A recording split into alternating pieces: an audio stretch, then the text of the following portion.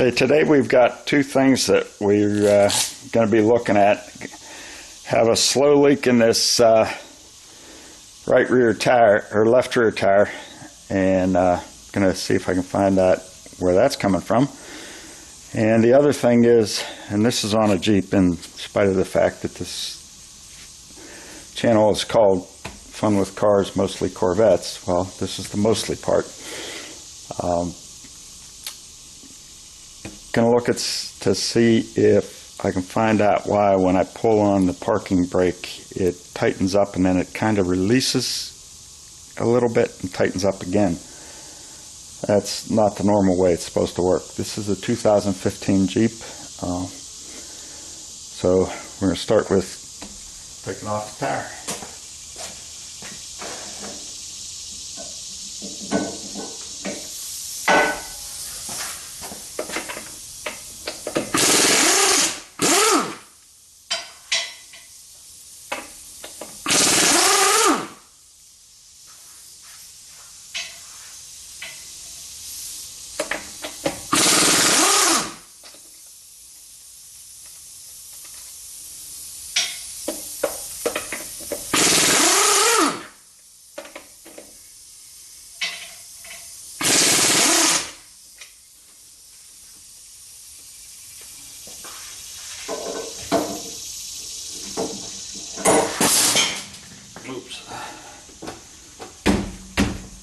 Okay, as is frequently the case with these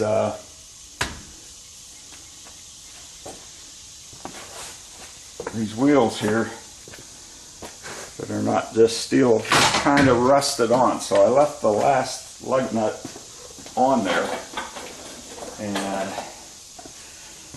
I'm going to show you the technique that I saw used in a repair shop to get the rim off when it doesn't really want to come off.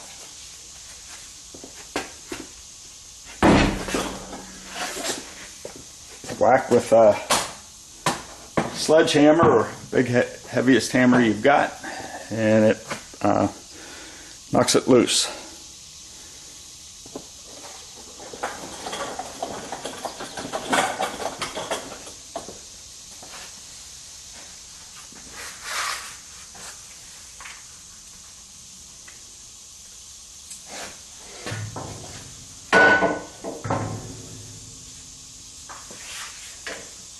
Okay,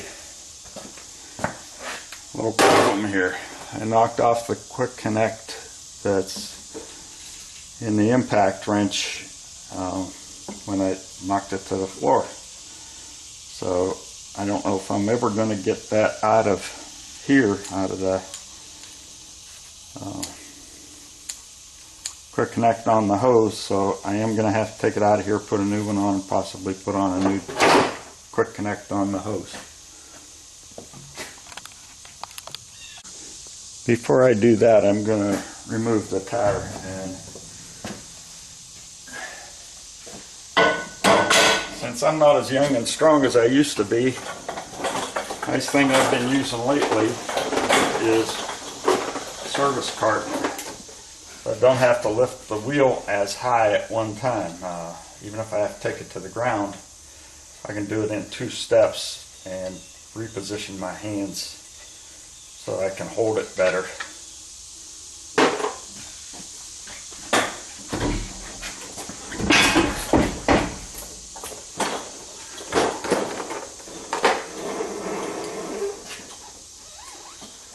Wheel this out of the way and then lay it down. I don't have a lot of room to work here, so I got to do the best I can.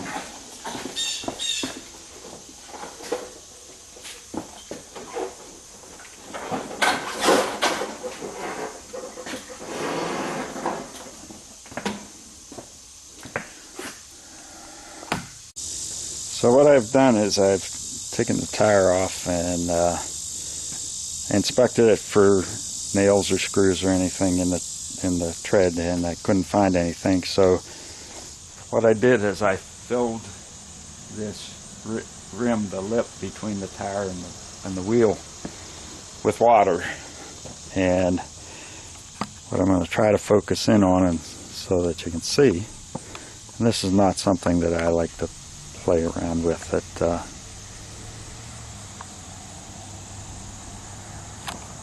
Mounting tires and unmounting them is really hard work without special tools. It's something I'm willing to pay to have done.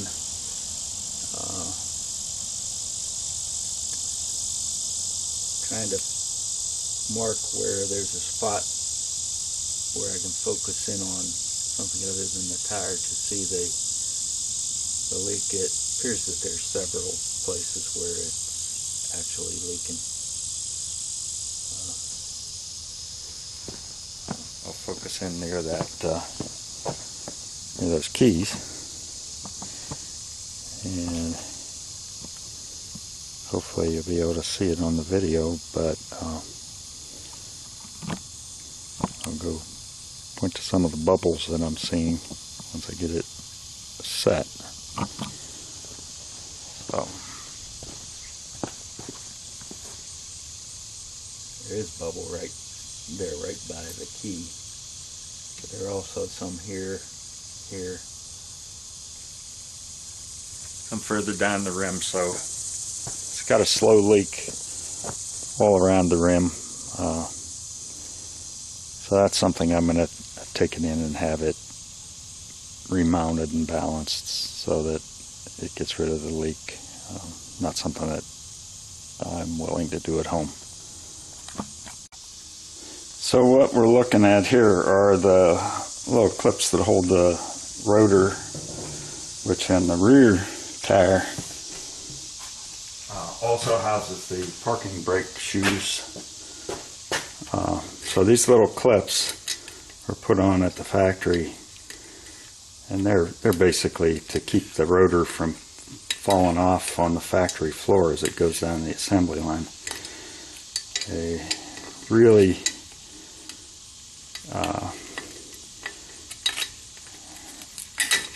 the rotor would be held on by the lug nuts, and when you take it to any mechanic, he's probably not putting anything back on like this because they are a pain to get off, and he's thinking he might have to work on that car again. So while I struggle to get these off, I'm going to shut off the video because it's probably going to take me quite a few minutes and it's kind of boring to watch. But the thing is, they won't be going back on because in addition to the lug nuts and the wheel holding that on, you also have the brake caliper that's going to be holding that on should the wheel fall off, and that's not a good thing to begin with. So you want to avoid that at all costs. Trust me, I know I've had it happen, but that's a whole nother story. So I'm going to go get some pliers and see if I can pull that off and work on the other 4 that are on there and get back whenever I'm ready to take the caliper off. Okay, on the second one I found what's working pretty easy for me, and what I've started doing is take one tab, bend it up pretty good, and then you can twist that around where you can get it out of your way, but you can grab it with a pair of needle nose pliers, get your second tab, your third tab, and it comes off easily. So it's not going to take as long as I thought. Okay, while I'm taking off the rotors, what I'm going to do is I'm going to hit this with a little bit of PB Blaster, which is my favorite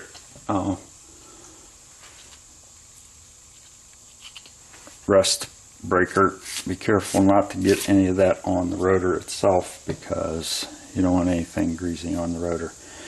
But that'll work while I'm taking off the brake caliper, and then when it's time to take off the rotor, it should come off a little bit easier, hopefully.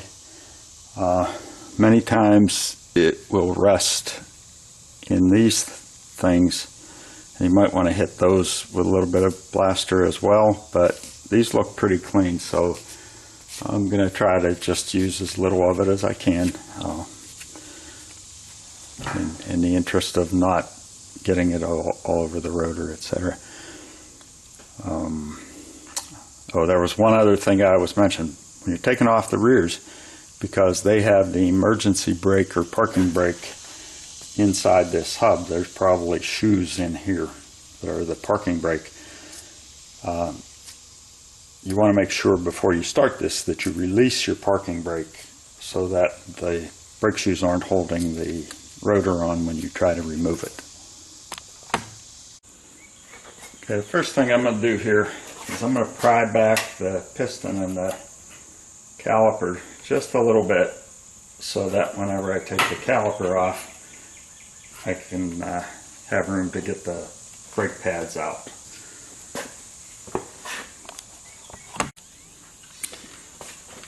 First thing we're going to do is take the caliper bolts off. These happen to be 13 millimeter.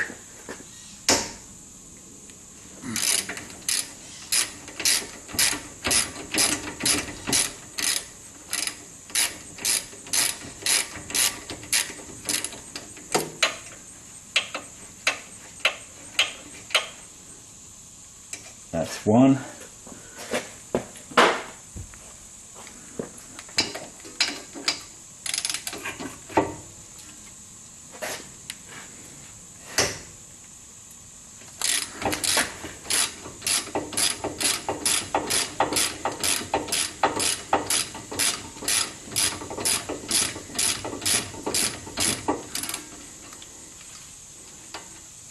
Now when I get this out, what I'm going to want to do with the caliper is make sure I put it in a secure place where I'm not hanging the weight of the caliper off of the hose. Sometimes you can find a secure place where you can just leave it. Sometimes you need to wire it up. But at any rate, what you want to make sure is that the weight is not hanging on that hose, because that can cause problems. So, okay, this is off now. The Jeep has a kind of a strange thing. The pads are held in with clips, and you just have to pry those out of the clips in order to get the pads out. So I'm going between the rotor and the backing of the pad. Hopefully it'll come off easily. It's not going to come off easy, of course. Really, I think I may have what I need here, because yeah, that one's backing off a little bit. Those don't really need to come out. All I need to be able to do is to take this caliper mount off of the rotor. So what I'm going to do is I'm going to go find a wrench that fits that. Looks like it might be an 18 or 19, and take off the caliper mount. Okay, so it was an 18 millimeter. When I was able to get the breaker bar in down there, this one the breaker bar wouldn't fit, so I had to get the wrench and actually use my muscles instead of the leverage of the breaker bar, but I got it off. Didn't have to resort to a hammer on the wrench or anything like that. But wasn't far from having to do that, because it was on there pretty tight.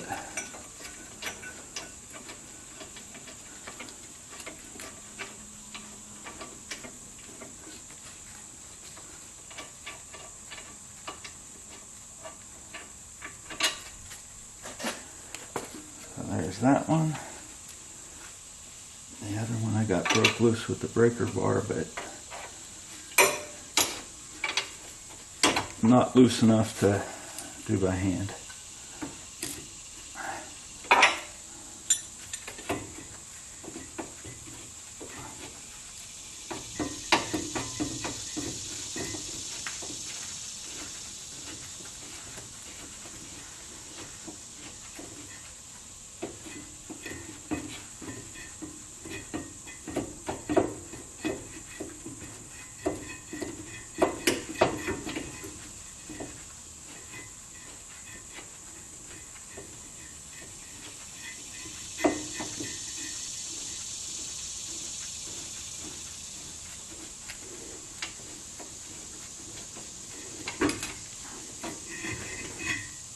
Okay, so the caliper mount is off now.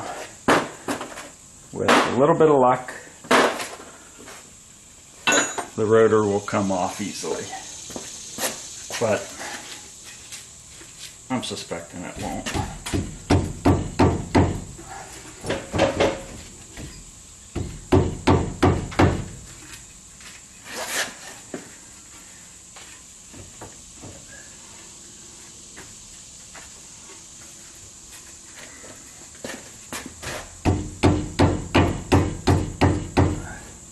So what I'm going to do is I'm going to get a hammer and I'm going to pound on the outside of the drum there, so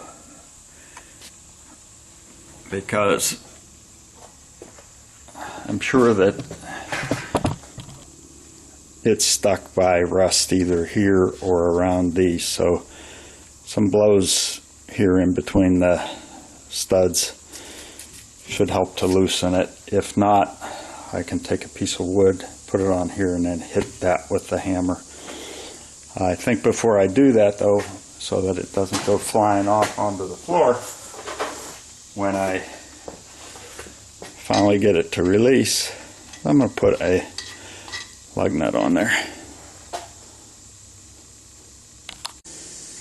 So actually what I've done is I've put all 5 of the lug nuts on, and the reason I did that is because as I'm hitting this with a hammer, it minimizes my risk of hitting the stud and screwing up the thread on the stud.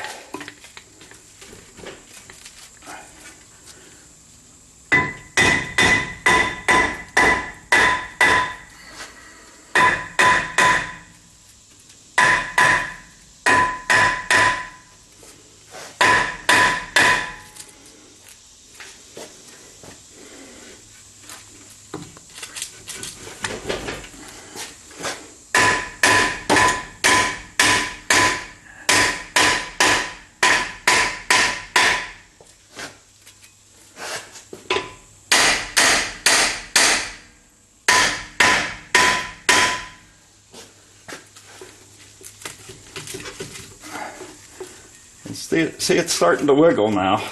So it might be tension from the brake pads holding it on, but I have released the parking brake, so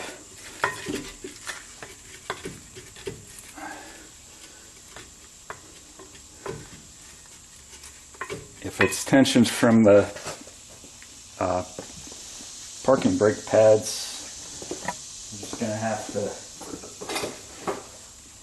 force it over them, because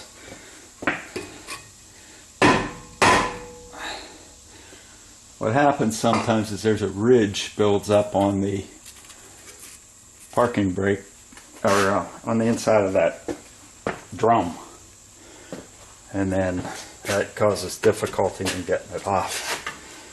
But,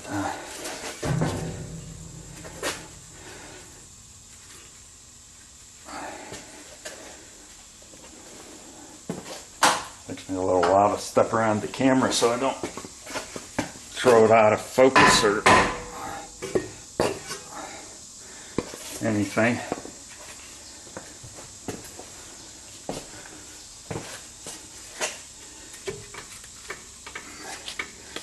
It is loose and it's coming bit by bit.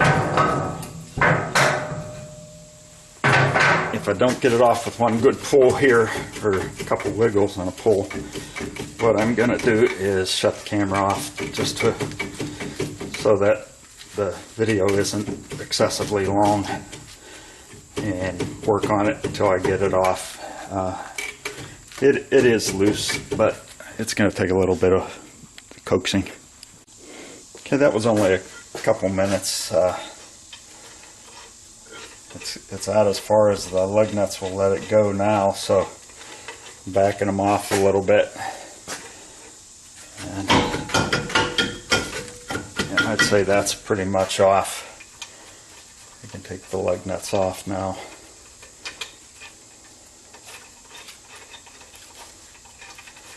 Maybe leave one on so that it doesn't go flying.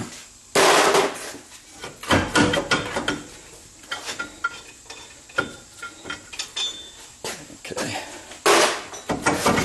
there you have it.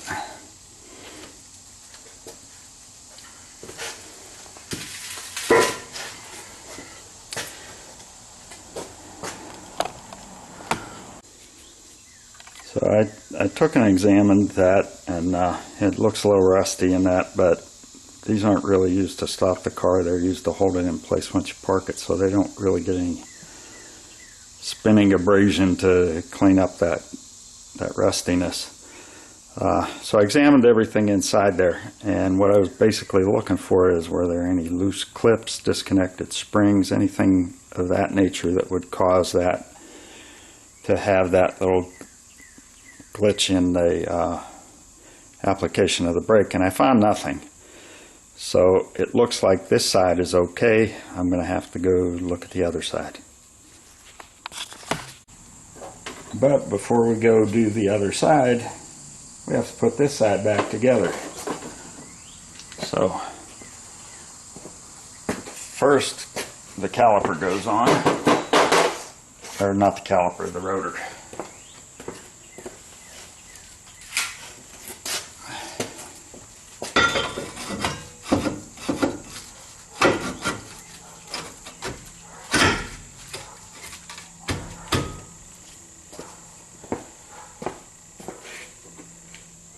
Next, the caliper mount.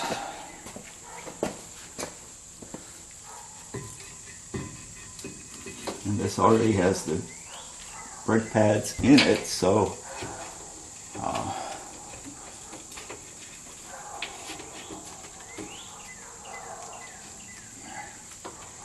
they just have to be able to fit over the rotor. Biggest problem with these is going to be lining them up so that we can get the screws started.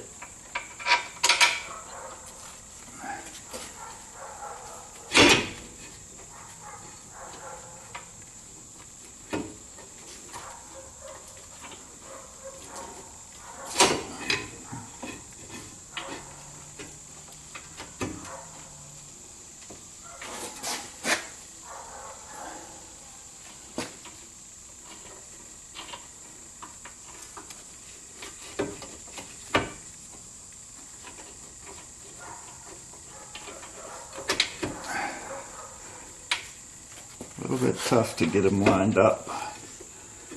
You can't see the hole, so it's hard to know whether you've got the bolt in there straight. Okay, the first one is started, so that'll make it easier for the second one, because now it'll pivot on that and it's easier to find the hole here.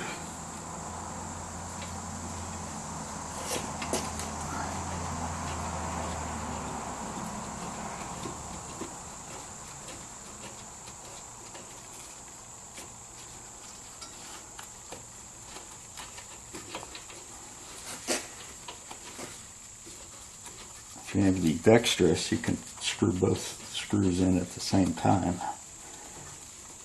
I've done so much work on cars, I can work with either my right, left, or both hands at the same time, it seems, many times.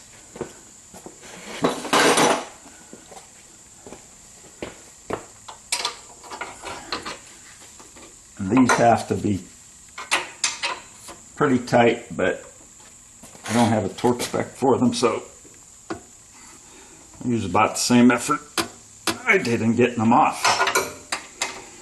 That should be good.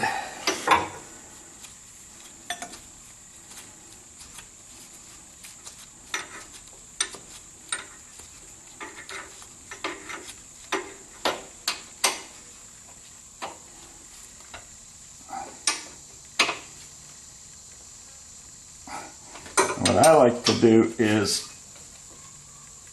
go over them a couple times, because sometimes when you tighten the one up, the other one becomes looser. That one did a little bit, but these are both good and tight. They're not going anywhere. Now, I'm going to show you a tool that I'm not actually going to use here, but let me go get it. This tool is used to push the piston back into the caliper. And hopefully this is in the range of the thing, but basically get it in there and crank it in, and it will, as this tightens, it will push that piston all the way back into that caliper. Now I'm not using it because I'm putting the same brake pads in that I took out. When you do a brake job and you're taking thin pads and replacing them with thick pads, you do have to expand that or push that back, otherwise you will never get your caliper over the pads.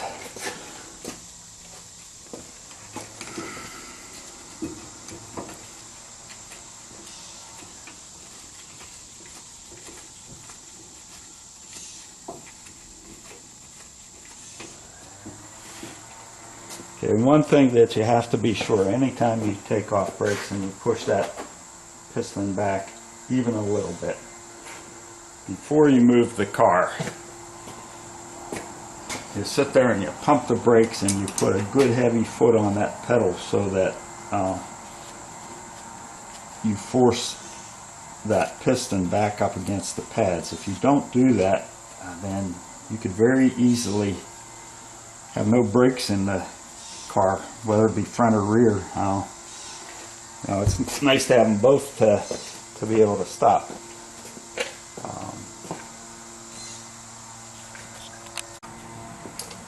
In this car, there's a little nut here that you have to get a wrench on, and I got the wrong wrench. I thought it was a 14, it's apparently a 15, but you have to make sure that's not turning as you tighten up the caliper bolt. Actually, I didn't need a wrench to hold it. But now, like I said, gotta make sure before you move that car, you gotta pump that brake so that that piston goes up against the pads, and you have brakes whenever you move it. Next is the tire. So, as I said, I use my service cart to cheat a little bit, make sure that I'm only lifting the tire a little bit. And right now what I'm doing is kind of rotating it so that the holes in the rim kind of line up with the lug nuts.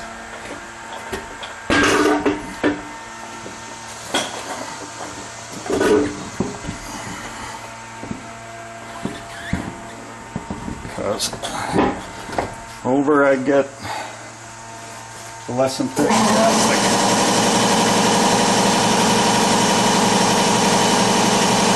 I get about lifting heavy tires.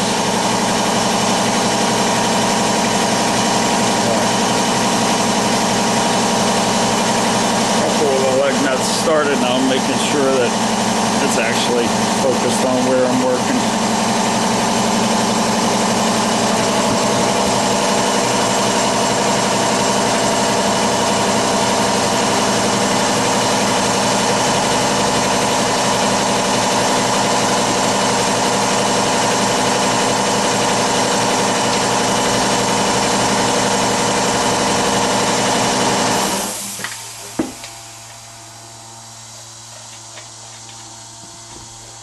Okay, we've got all of the lug nuts started well, and I always like to put a few turns on them, because what you don't want to do is start putting them, you don't want to start using the impact wrench while those things are cross-threaded.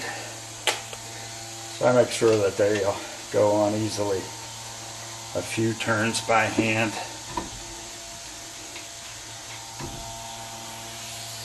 And then when you're tightening, it's always good to check to see if your impact wrench is untightened. But as you install the tire back onto the vehicle, you want to make sure that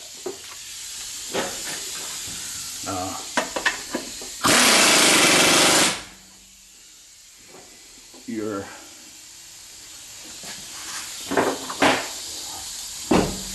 that didn't feel right. It felt crooked. Make sure that you go skip a bolt each time so that you put the wheel on flush.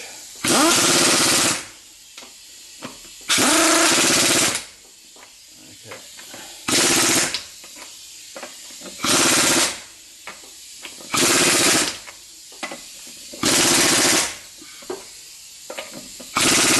And again I go over them twice so that I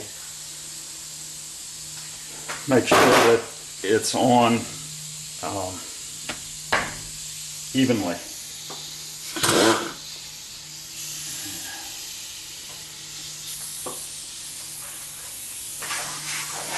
Now that'll have to be torqued. Torque spec is about 100 pounds for half-inch lug nuts, which is what is on here. But you can't torque it till it's on the ground, because as you're torquing it, it will just spin. That's what's nice about the impact wrench, is you can put them on and get them on pretty tight. Normally they tell you to retorque them after 50 to 100 miles, and that is a very good idea. But if you think about it, how many times does a tire dealer tell you, bring it back in 100 miles and we'll torque it again? The next time one of them tells me, that'll be the first time. Now they're probably on straight, because with an impact wrench you can get them pretty tight. If you were putting that on with a lug wrench with it jacked up, you may not have it on exactly even tightness, you know, and as you drive at 100 miles or so, you might have them loosen up a bit. So I'm going to start on the other side. I'm not going to record everything because it's the same. If I come up against anything that's significantly different, or if I find a problem that concerns me regarding the setting of the parking brake, then I'll video that. But that's pretty much how you do it. That was the left rear on a Jeep Wrangler 2015. And if I'm not back with some other discovery, thanks for watching.